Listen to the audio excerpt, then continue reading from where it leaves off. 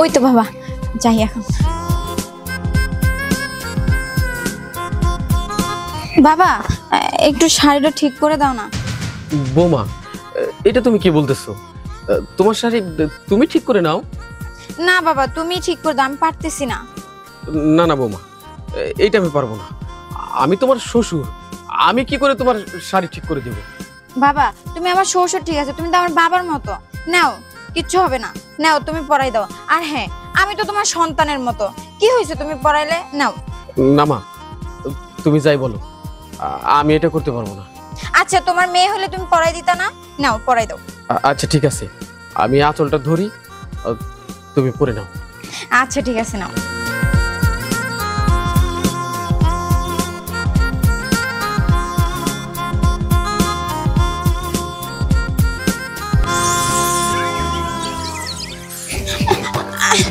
বাবা, বাবা, এটা কি করতেছো? বৌমা,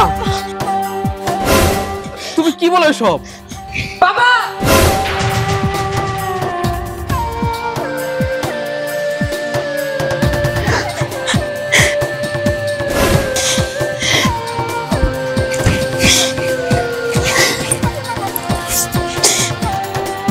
কি করতেছিল তুমি বাবা এগুলা? কি করতেছিল তুমি এগুলা বাবা? হৃদয়, আমি কি করতেছিলাম মানে? আমি তোর কথা তো বুঝতে পারতেছি না। কি বলছিস এসব? আমি কি বলতেছি তুমি বুঝতে পারতেছো না? শ্বশুরাই নিজের ছেলের বউয়ের গায়ে হাত দিয়েছো তুমি। হৃদয়, তুই তুই এই ধরনের কথা আমাকে বলতে পারলি?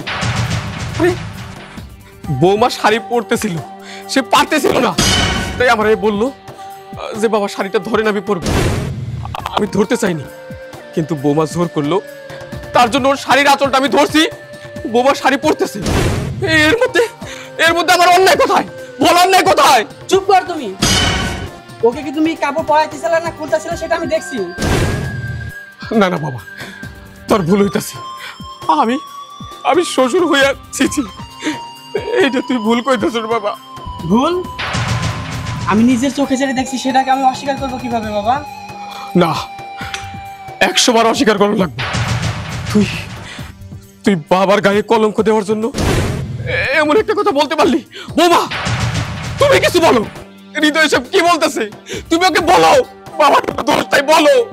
আপনি যে অনেক আগে থেকে আমার সাথে কত কিছু করতে চাইছিলেন, সেটা আপনার ছেলেকে আমি বলি নাই, কারণ আপনার ছেলে আপনাকে অনেক ভালোবাসে। জানেন আপনার ছেলে আপনাকে কতটা ভালোবাসে? সবসময় আপনার ছেলে যখন অফিসে যায় আমাকে বলে যায় যে বাবার এটা দেখবা, এটা করবা, এটা দিবা, ঠিক মতো ওষুধ খাওয়াবা, সবকিছু বলে যায়। আর আপনি সবসময় আমার পিছে ওই খারাপ নজরটা দিয়ে রাখেন। ও, আমি এখন বুঝতে পারছি, আমার আর বোঝার বাকি নাই। বৌমা, আমার পোলা আমাকে ভালোবাসে, এটাই তো দোষ, তাই না? আমার পোলা অফিসে যাওয়ার সময় আমার কথা তোমাকে বলে যায়, আমার অতিরিক্ত কেয়ার নেয়। এটা তো তোমার এত বেশি খারাপ লাগছে যে তুমি আমাকে কলঙ্ক দিতেছ। আমি বুঝতে পারছি বৌমা। শোনো, এই পোলাটা আমার, আমি ওর বাবা, আর বাবার প্রতি প্রত্যেক ছেলের দায়িত্ব থাকে, কর্তব্য থাকে। তার কারণ খুব কষ্ট করে ওকে আমি মানুষ করছি, ওর পড়াশোনা শিখাইছি। ওর মা মারা যাওয়ার পরে আমি নিজে ওর দেখাশোনা করছি, মানুষ করছি।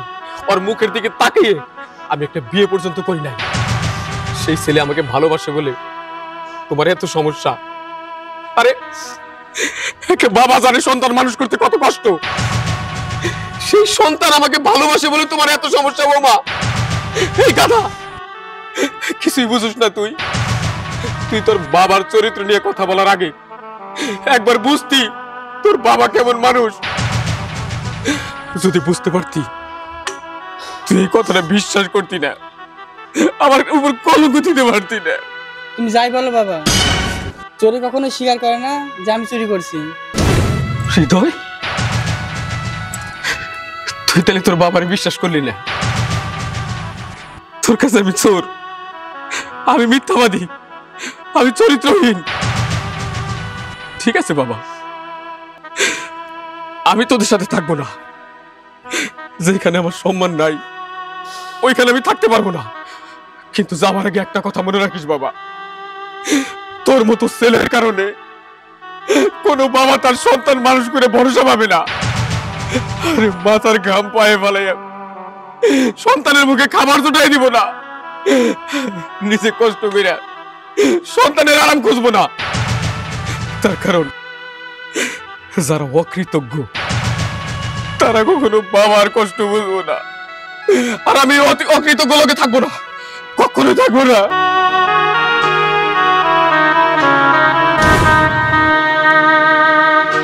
আচ্ছা রুমে চলো। যাও তুমি। হায় রে ভালোবাসা সেই রকম মজা করে বাইরে করে দিস বুইরা।